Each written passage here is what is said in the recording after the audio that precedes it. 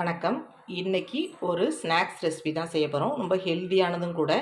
அரிசி ரவையை வச்சு ஒரு கொழுக்கட்டை, அரிசி ரவையில் உப்புமா செஞ்சு அதில் கொடுக்குற உப்புமா கொழுக்கட்டைன்னு சொல்லுவாங்க. இது பச்சரிசி ரவை. இது நான் செஞ்சே வச்சுருக்கேன். இதை எப்படி செய்யணுன்னா, பச்சரிசியை நல்லா கழுவி காய போட்டுருங்க. காய போட்டுட்டு மிக்சியில் இது மாதிரி ரவை பதத்துக்கு உடச்சிட்டு சலிச்சு அள்ளி வச்சுக்கோங்க. ரவை சல்லடையில் சரிச்சு அள்ளி வச்சுக்கோங்க. இல்லை உங்கள்கிட்ட இல்லை உடனடியாக செய்யணுன்னா, பச்சரிசி ஒரு டம்ளரை எடுத்து அதில் கொஞ்சமாக அலசிட்டு தண்ணியை வடிய விட்டு கொஞ்சம் நேரம் அப்படியே ஊற வைங்க. தண்ணியை தெளித்து பிசைஞ்சு ஊற வச்சுட்டு ஒரு தட்டுலையோ தாம்பாளத்துலையோ அப்படியே உணர விட்டிங்கன்னா இப்படி பிடிக்கிற அளவுக்கு கொஞ்சம் ஈரப்பசமாக வந்தோடனே மிக்சியில் விட்டு ஓட்டி சலித்து அள்ளி வச்சுக்கோங்க. இது மாதிரி ரவை மாதிரி ஓட்டி அள்ளி வச்சுக்கோங்க. இப்போ இந்த ரவையை நான் ரெடிமேடாகவே வீட்டில் எப்பயுமே இருக்கும் உப்புமா செய்கிறதுக்காக. அதை வச்சு இப்போ நான் கொழுக்கட்டை செய்ய போகிறேன். இப்போ இதுக்கு 1 டம்ளர் அரிசி ரவையை எடுத்துக்கிறேன். இது பச்சரிசியில் செய்கிற ரவை. இதில் உப்புமா அவ்வளோ டேஸ்ட்டாக இருக்கும். அந்த உப்புமா செஞ்சு அதில் சேர்ப்பேன். இப்போ 1 டம்ளர் கரெக்டாக இதில் அளந்து எந்த கப்பில் உங்களுக்கு வேணுமோ அதுக்கு தகுந்த மாதிரி அளந்து எடுத்துக்கோங்க. ஒரு மிக்சி ஜாரில் சும்மா 1 டேபிள் ஸ்பூனுக்கிட்ட நம்ம எவ்வளோ அரிசி எடுக்கிறோமோ அதுக்கு தகுந்தது. இது 1 டம்ளருக்கு ஒரு ஸ்பூனுக்கு துவரம்பருப்பு எடுத்திருக்கேன். ஒரு 1/4 ஸ்பூன் ஜீரகம், ஒரு 1/4 ஸ்பூன் மிளகு. இதை கொரகொரப்பாக மிக்சியில் அரைச்சி எடுத்துக்கணும். இதோட கலக்கிறதுக்காக, இந்த உப்புமாவோட கலக்கிறதுக்காக. இது போடாமையும் செய்யலாம், ஆனால் போட்டு செஞ்சிங்கன்னா நல்ல வாசமாக இருக்கும். உப்புமாவுக்கும் இது மாதிரி அப்பப்போக்கி நுணுக்கி எடுத்துக்கலாம். இல்லைன்னா ரவையோடையே வறுத்து நுணுக்கி எடுத்து வச்சுக்கலாம். இது இப்போ நான் இன்ஸ்டண்ட்டாக இப்போயே நுணுக்கி போட போகிறேன். நல்லா வாசமாக இருக்கும். இது மாதிரி நுணுக்கி போட்டு செஞ்சு பாருங்கள். இதை இப்போ மிக்சியில் நுணுக்கி எடுத்துகிட்டு வந்துடும். துவரம்பருப்பு, ஜீரகம், மிளகு. இப்போ துவரம்பருப்பு, மிளகு, ஜீரகம் நுணுக்கினதை இதில் போட்டுப்போம். போட்டுட்டு இதில் கொஞ்சமாக நல்லெண்ணெய், 1 ஸ்பூனுக்கிட்ட நல்லெண்ணெயை ஊற்றி இதை நல்லா மிக்ஸ் பண்ணி வச்சுருவோம். இப்போ நல்லா சேர்ந்து ஊறி இருக்கும்.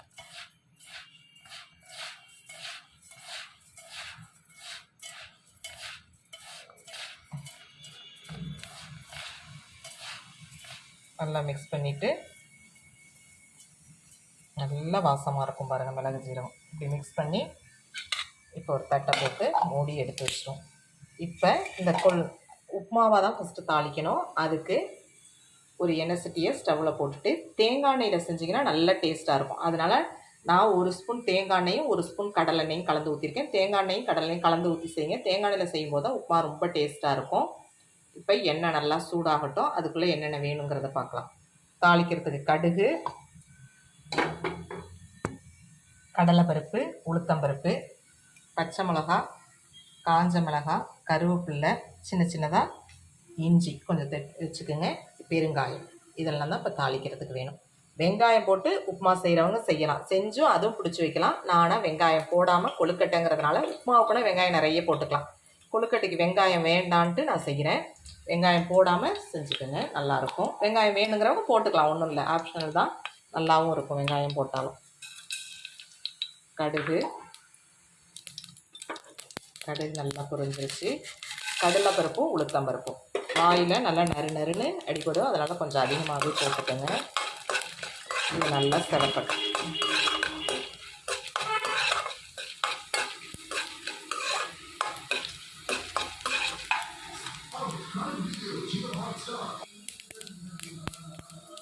இப்போ பச்சை மிளகா, வரமிளகா, இஞ்சி, கருவேப்பில்லை இதில் போட்டுக்குவோம்.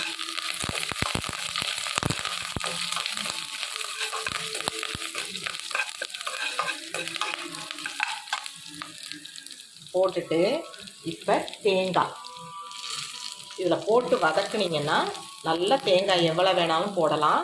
போட்டு இதோட வதக்கும்போது தேங்காய் வதக்குனீங்கன்னா நல்லா வாசமாக இருக்கும். தேங்காய் நிறைய போட்டுக்கலாம், எவ்வளோ வேணாலும் போட்டுக்கலாம், நல்லா டேஸ்ட்டு கொடுக்கும். இப்போ 1 டம்ளர் ரவைக்கு நம்ம 3 டம்ளர் தண்ணி ஊற்றிக்குவோம். தண்ணி ஊற்றி உப்பு போட்டு கொதிக்க வைக்க வேண்டியதுதான். இதோட இப்போ பெருங்காயத்தூளும் போட்டுக்கணும்.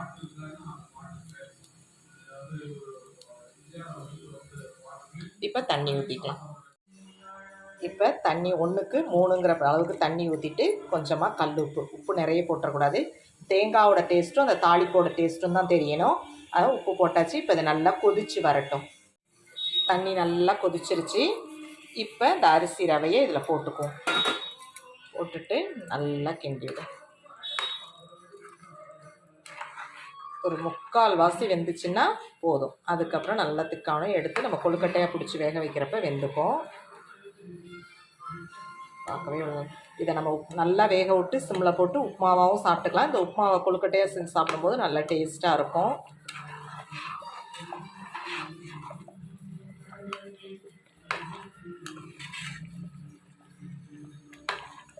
நல்லா சுண்டி வரட்டும் வெந்து. இப்போ உப்புமா நல்லா சுண்டி வந்துருச்சு. ஒரு 3/4 வாசி வெந்து வந்துருச்சு. இது ரவை 3/4 வாசி வெந்துருச்சு. இப்போ என்ன பண்ணணும், ஸ்டவ்வை ஆஃப் பண்ணிடணும். ஸ்டவ்வை ஆஃப் பண்ணிவிட்டு நல்லா திக்காயிருச்சு பாருங்கள். இப்போ இதை ஒரு தட்டை போட்டு அப்படியே மூடி வச்சிட்டோம்னா அந்த சூட்லேயே இன்னும் கொஞ்சம் வெந்து வந்துடும். இப்போ மூடி வச்சுட்டு நல்லா ஆற வச்சுட்டு அதுக்கப்புறம் பார்க்கலாம். இப்போ அந்த உப்பை நல்லா ஆறி வர்றதுக்காட்டியும் அந்த கொழுக்கட்டைக்கு ஒரு ஹெல்த்தியான சட்னி, தேங்காய் சட்னி கூட அரைச்சி சாப்பிட்லாம், நல்லாயிருக்கும். அந்த தேங்காய் சட்னியே கருப்பு உளுந்து சட்னி இன்றைக்கி அரைக்க போகிறேன். ரொம்ப டேஸ்ட்டாக இருக்கும். அதோடு சாப்பிடும்போது உடம்புக்கும் ரொம்ப நல்லது கருப்பு உளுந்தில். இப்போ இந்த கருப்பு உளுத்தம் பருப்பை நல்லா செவக்க வறுத்துக்குவோம். இப்போ கருப்பு உளுந்தை கருக விடாமல் நல்லா செவக்க வாசம் வர்ற அளவுக்கு இப்போ இதை வறுத்துக்கணும். இப்போ அதோட ஒரு 3 வரமிளகாய் உங்கள் காரத்துக்கு தகுந்த மாதிரி போட்டுக்கோங்க. கருவேப்பிலையும் ஒரு கொத்து போட்டுக்கோங்க, நல்லா டேஸ்ட்டாக இருக்கும். ஏன்னா கருப்பு உளுந்து உடம்புக்கு ரொம்ப நல்லது.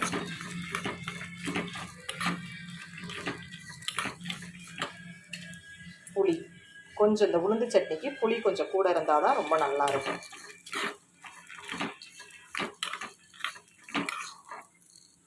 உளுந்து நல்லா செவந்து வருது பாருங்கள்.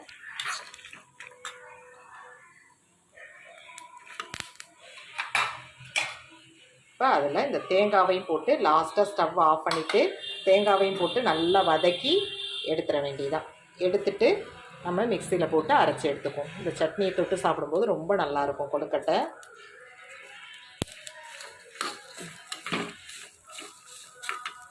இப்போ இதில் உப்பு போட்டு தேவையான அளவு உப்பு போட்டு நம்ம அரைச்சி எடுத்துகிட்டு வந்துடுவோம். உப்புமாவை நல்லா மூடி வச்சு திறந்தோன்னே எவ்வளோ சூப்பராக இருக்குது பாருங்கள். இப்போ இதை நல்லா ஆற வச்சு ஒரு தட்டில் எடுத்து வச்சு நல்லா ஆற வச்சுருங்க. ஆற வச்சுட்டு கையை விட்டு இந்த கட்டியெல்லாம் இல்லாத அளவுக்கு நல்லா பிசையணும். நல்லா ஆற போட்டுருவோம். அந்த எண்ணெய் சட்டியே இருக்கிறது சூடாக இருக்குது. நல்லா ஆற வச்சுருவோம். தட்டில் எடுத்துப்போம். இப்போ நல்லா ஆறிடுச்சு. நல்லா ஆறிடுச்சு. கையில் ஈரத்தை தொட்டுக்கிட்டு இது மாதிரி இட்லி பானையில் இட்லி தட்டை வச்சு அவிக்கிறதுனால அவிக்கலாம், இல்லை ஸ்டீமர் மாதிரி ஏதாவது இருந்தாலும் அவிக்கலாம். இப்படி வச்சு ஒரு பொடி பிடிச்சி இப்படி வச்சுருங்க. நல்லா அழுத்தி பிசைஞ்சிருங்க. இது நல்லா 3/4 வாசி நல்லாவே வெந்துருச்சு. அதனால் ஒரு 7 நிமிஷம் 8 நிமிஷம் வெந்துச்சுன்னா போதும்.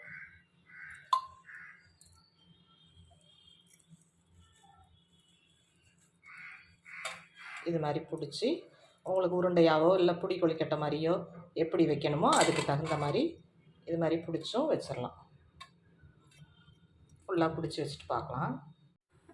இது மாதிரி வச்சு இந்த மாதிரி நல்லா பிடிச்சோவோ உருண்டையாவோ எந்த விதத்துலேயோ கொழுக்கட்டையை பிடிச்சி வச்சு இட்லி பானையில் வச்சு வேக வச்சிட வேண்டியதுதான். இது ஒரு 5-6 நிமிஷத்தில் வெந்துடும். ஏன்னா வெந்த மாவு தான் அது, அதனால் வெந்த அரிசி ரவை தான் வெந்துடும். வெந்தோன்னே பார்க்கலாம். சூப்பராக கொழுக்கட்டை நல்லா வெந்து ரெடி ஆயிடுச்சு. எவ்வளோ பொலன்னு இருக்குது பாருங்கள். அரிசி மாவில் செய்கிறதோட இந்த ரவையில் செய்யும்போது நல்ல பொலன்னு நல்ல டேஸ்ட்டாகவும் இருக்கும். இதோட இந்த உளுந்து சட்னியை வச்சு சாப்பிடும்போது ரொம்ப டேஸ்ட்டாக இருக்கும். கொழுக்கட்டை ரெடி ஆயிடுச்சு. அதோட உளுந்து சட்னி இதோடு வச்சு சாப்பிடும்போது ரொம்ப டேஸ்ட்டாக இருக்கும். ரொம்ப ஹெல்த்தியான கொழுக்கட்டையும் உளுந்து சட்னியும் ரெடி ஆயிடுச்சு. இந்த ரெசிபி கொழுக்கட்டை ரெசிபி உங்களுக்கு பிடிச்சிருச்சுன்னா லைக் பண்ணுங்கள், ஷேர் பண்ணுங்கள், கமெண்ட் பண்ணுங்கள், சப்ஸ்கிரைப் பண்ணுங்கள். மறக்காமல் பெல் பட்டனை கிளிக் பண்ணுங்கள். தேங்க்யூ.